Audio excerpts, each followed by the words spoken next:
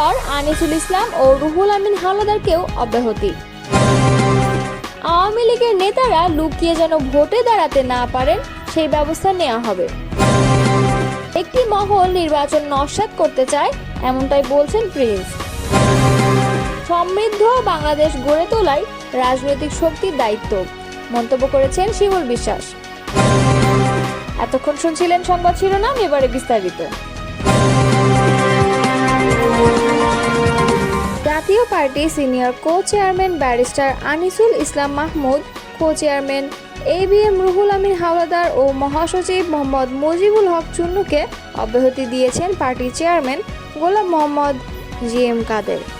এই তিন নেতাকে প্রাথমিক সদস্যসহ দলীয় সব পদ এবং পদবি থেকে অব্যাহতি দেওয়া হয়েছে। সোমবার জাতীয় পার্টির দপ্তর সম্পাদক সই করা এক সংবাদ বিজ্ঞপ্তিতে এ তথ্য জানানো হয়। এই আদেশ ইতোমধ্যে কার্যকর করা হয়েছে। এর আগের এক বিজ্ঞপ্তিতে মুজিবুল হক চুন্নুকে অব্যাহতির কথা জানানো হয়েছিল। সংবাদ বিজ্ঞপ্তিতে বলা হয়, গত 25 জুন জেলা মহানগরের সভাপতি, সাধারণ সম্পাদক, সদস্য সচিবদের মতবিনিময় সভা অনুষ্ঠিত হয়। সেখানে পার্টির senior co chairman barrister Anisul Islam Mahmud, co chairman ABM Ruhul Amin Hawladar এবং মহাসচিব মুজিবুল হক চুন্নুর বিরুদ্ধে দলীয় শৃঙ্খলা ভঙ্গের অভিযোগ এনে শাস্তিমূলক ব্যবস্থা দেওয়ার দাবি জানানো হয়। এরপর 28 জুন দলের প্রেসিডিয়াম সভায়ও দলীয় শৃঙ্খলা ভঙ্গের অভিযোগে এই তিন নেতাকে দলীয় সব পদ এবং পদবি থেকে অব্যাহতি প্রদানের সিদ্ধান্ত গৃহীত হয়। বিজ্ঞপ্তিতে আরও বলা হয়, এমতাবস্থায় পার্টির চেয়ারম্যান GM কাদের গঠনতন্ত্রে প্রদত্ত ক্ষমতা বলে ব্যারিস্টার আনিসুল ইসলাম মাহমুদ, ABM রুহুল আমিন হাওলাদার ও মুজিবুল হক চুন্নুকে প্রাথমিক সদস্যসহ দলীয় সব পদ এবং পদবি থেকে অব্যাহতি দিয়েছেন। আওয়ামী লীগের নেতারা লুকিয়ে যেন ভোটে না দাঁড়াতে পারেন সে বিষয়ে প্রধান নির্বাচন কমিশনার AM নাসির উদ্দিনের কাছে প্রস্তাব করেছেন ন্যাশনাল ডেমোক্রেটিক মুভমেন্টের চেয়ারম্যান ববি হাজ্জাজ। তিনি বলেন, নিবন্ধন স্থগিত থাকা দলের কোনো সদস্যের ভোটে দাঁড়ানোর বিষয়টি যেন অযোগ্য ঘোষণা করা হয়। নাম লুকিয়ে যেন সেই দলের কোনো নেতা ভোটে না আসতে পারেন। সোমবার CECর সঙ্গে বৈঠক শেষে তিনি সাংবাদিকদের কাছে এমন দাবির কথা জানান। আগামী 60 দিনের মধ্যে সংসদীয় আসনের সীমানা পুনর্নির্ধারণ চান NDM চেয়ারম্যান ববি হাজ্জাজ। এক প্রশ্নের জবাবে ববি হাজ্জাজ বলেন, নিষিদ্ধ সংগঠন যখন বলছি তখন আওয়ামী লীগের কথা বলছি। সেই কেন্দ্র, জেলা বা উপজেলা কমিটিতেও যারা পদে ছিলেন এমন নেতাদের কথা আমরা বলেছি যেন তাদের ভোটে অংশ নেওয়ার সুযোগ না দেওয়া হয়। ববি হাজ্জাজ বলেন, আমরা 4টি বিষয় নিয়ে আলোচনা করেছি। এক্ষেত্রে আগামী 60 দিনের মধ্যে সীমানা নির্ধারণ চেয়েছি। নির্বাচনে বয়সসীমা 25 লাখ থেকে বাড়িয়ে 40 লাখ টাকা করতে বলেছি। PVC পোস্টার বাতিলের সিদ্ধান্ত প্রত্যাহার করতে হবে এবং নিবন্ধন স্থগিত রয়েছে এমন দলের নেতারা যেন ভোটে দাঁড়াতে না পারে, ইসি যেন সেই ব্যবস্থায় নেয়। সাংবাদিকদের প্রশ্ন জবাবে তিনি বলেন, যখন 25 লাখ টাকা ব্যয়সীমা করা হয়েছিল সেই বাজার দর আর এখন নেই। সবকিছুর দাম বেড়েছে, তার উপর পোস্টার তুলে দিতে যাচ্ছে, তাই ব্যয়সীমা 40 লাখ টাকার কথা বলা হয়েছে। তিনি আরও বলেন, কেউ আইনের ঊর্ধ্বে না, যখন আইন পাশ হয় তখন সেটার স্পিরিট মানতে হবে। নিবন্ধন স্থগিতাদেশ যদি না ওঠে তাহলে তারা ভোটে অংশ নিতে পারবেন না।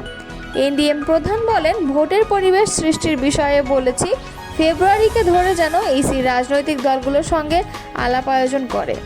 প্রধান উপদেষ্টার সঙ্গে তারিখ নিয়ে আলোচনা হলে তা জানানো, তবে CEC বলেছেন কোনো নির্দেশনা সরকারের তরফ থেকে আসেনি। তারা জুনের মধ্যে ভোটের জন্য প্রস্তুতি নিচ্ছে।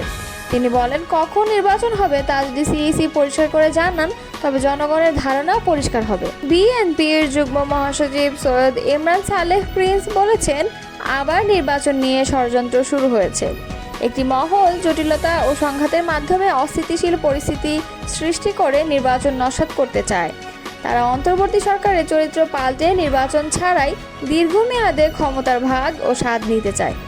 সোমবার 7 জুলাই বিকেলে ময়মনসিংহের ধোবাউড়া উপজেলা বিলডোরা ইউনিয়ন বিএনপির কর্মী সমাবেশে প্রধান অতিথির বক্তব্যে এসব কথা তিনি বলেন। এ সময় প্রিন্স বলেন, কয়েকটি দলের নেতা লন্ডনে ডক্টর ইউনূস ও তারেক রহমানের বৈঠকের পর ইউটার্ন নিয়ে নির্বাচন বিলম্বিত ও নস্যাৎ করতে ষড়যন্ত্রে লিপ্ত। তারা নিত্য নতুন ইস্যু সামনে এনে এবং উস্কানি ও উত্তেজনামূলক বক্তব্যও দিয়ে জটিলতা ও বিভাজনের সৃষ্টি করেছে। তিনি আরও বলেন, জনগণ ও গণতন্ত্রের প্রতি তাদের যদি আস্থা থাকে তবে তারা দেশ ও জনগণের বৃহত্তর স্বার্থে নির্বাচনের পথে হাঁটবেন। নবীন দলের নেতারা গণভবনের পর সংসদ জয় করতে চেয়েছেন, তাদের স্বাগত জানাই। জাতীয় সংসদ জয় করতে হলে নির্বাচনের মাধ্যমে জনগণের রায় নিয়ে করতে হবে, মব করে সংসদ জয় করা যাবে না। নয়া রাজনৈতিক বন্দোবস্তের প্রমোদকারীদের রাজনৈতিক শিষ্টাচার বজায় রেখে কথা বলার আহ্বান জানান প্রিন্স। ফ্যাসিবাদের রক্তচক্ষু উপেক্ষা করা দল বিএনপি কারোর চোখ রাঙানিতে ভয় পায় না। তিনি চোখ গরম করে হুমকি না দিয়ে রাজনীতির ভাষায় কথা বলার আহ্বান জানান। তিনি বলেন, 16 বছর ফ্যাসিবাদের নির্মম দমন নিপীড়ন উপেক্ষা করে আমরা যখন লড়াই করেছি, আপনারা কেউ তখন ফ্যাসিবাদের অত্যাচার থেকে আমাদেরকে মুক্ত করেননি বা কারোর উদ্দেশ্যমূলক বা যুক্তিহীন এজেন্ডা এই সরকার আর মেনে নেবে না। যে পদ্ধতি জনপ্রতিনিধি নির্বাচনে জনগণের অধিকার কেড়ে নেয়, সেই পদ্ধতির প্রমোটকারীদের বিভিন্ন উদ্দেশ্য রয়েছে। তিনি নেতাকর্মী ও জনসাধারণের প্রতি এসব ষড়যন্ত্র মোকাবেলায় প্রস্তুত থাকার আহ্বান জানান। ইনশাআল্লাহ সব ষড়যন্ত্র মোকাবেলা করে আগামী ফেব্রুয়ারিতে নির্বাচন হবে। সেই নির্বাচনে ইনশাআল্লাহ জনগণের ভোটে বিএনপি সরকার গঠন করবে। ময়মনসিংহ উত্তর জেলা বিএনপির যুগ্ম আহ্বায়ক মোতাহার হোসেন তালুকদার বলেন, আওয়ামী লীগ যা করেছে বিএনপি তা করবে না। নেতাকর্মীদের প্রতি তিনি তারেক রহমানের নির্দেশনা অনুযায়ী নিজেদের দেশ ও দলের কাজে আত্মনিয়োগ করার আহ্বান জানান। বিএনপি দেশ ও জনগণের কল্যাণে কাজ করবে। হালুয়াঘাট উপজেলা বিএনপির আহ্বায়ক আসলাম মিয়া বাবুলের সভাপতিত্বে ও সদস্য সচিব আবু হাসনাত বদরুল কবিরের সঞ্চালনায় কর্মী সমাবেশে আরও বক্তব্য দেন ময়মনসিংহ উত্তর জেলা বিএনপির যুগ্ম আহ্বায়ক মোতাহার হোসেন তালুকদার। বাংলাদেশ জাতীয়তাবাদী দলের চেয়ারপারসনের বিশেষ সহকারী অ্যাডভোকেট শামসুর রহমান শিমুল বিশ্বাস বলেছেন, এই নবজাগরণে আমাদের রাজনৈতিক শক্তির দায়িত্ব হচ্ছে একটি আত্মমর্যাদাশীল, গণতান্ত্রিক এবং সমৃদ্ধ বাংলাদেশ গড়ে তোলা। সোমবার জাতীয় প্রেস ক্লাবের জহুর হোসেন চৌধুরী হলে freedom artist society welfare organisation of Bangladesh আয়োজিত এক মিউজিক ভিডিওর উন্মোচন অনুষ্ঠানে তিনি কথা বলেন। পরে সেখানে বিএনপির ভারপ্রাপ্ত চেয়ারম্যান তারেক রহমানকে নিয়ে নির্মিত আসছে তারেক ভাই শিরোনামে একটি গানের মিউজিক ভিডিও উন্মোচন করা হয়। শিমুল বিশ্বাস বলেন, বাংলাদেশের ইতিহাস, সংস্কৃতি এবং রাজনীতির মেলবন্ধনে আমরা আজ এক নতুন নবজাগরণের দ্বারপ্রান্তে দাঁড়িয়ে আছি। জাতির শক্তি হলো তার মেধাবী জনগণ, যারা পর্দার আড়ালে কিংবা সম্মুখ সারি থেকে দেশ গঠনে কাজ করে যাচ্ছেন। আমরা বিশ্বাস করি, যাদের মধ্যে নেতৃত্বের গুণাবলী ও সংস্কৃতির চেতনা রয়েছে, তাদের বিকাশের কোনো প্রতিবন্ধকতা থাকা উচিত নয়। তিনি বলেন, বিশ্ব ইতিহাসে দেখা যায়, যেমন মহানবী হযরত মুহাম্মদ সাল্লাল্লাহু আলাইহি ওয়াসাল্লাম আলোর বিপ্লব ঘটিয়েছিলেন, তেমনি বিশ্বের অনেক দার্শনিক, কবি ও রাজনীতিবিদ সমাজ বদলের অগ্রদূত হয়েছেন। বাংলাদেশের মাটিতেও আমরা পেয়েছি এক মহান নেতা, শহীদ রাষ্ট্রপতি জিয়াউর রহমান, যিনি 7 নভেম্বর বিপ্লবের মাধ্যমে স্বাধীনতা ও গণতন্ত্রের বীজ রোপণ করেছিলেন। বর্তমান রাজনৈতিক বাস্তবতার প্রেক্ষাপটে শিমুল বিশ্বাস বলেন, আজকের দিনে আমরা দেখি একটি নির্লজ্জ ষড়যন্ত্র আমাদের রাষ্ট্রের অর্থনীতি, সংস্কৃতি ও নেতৃত্বকে দুর্বল করার অপচেষ্টা করছে।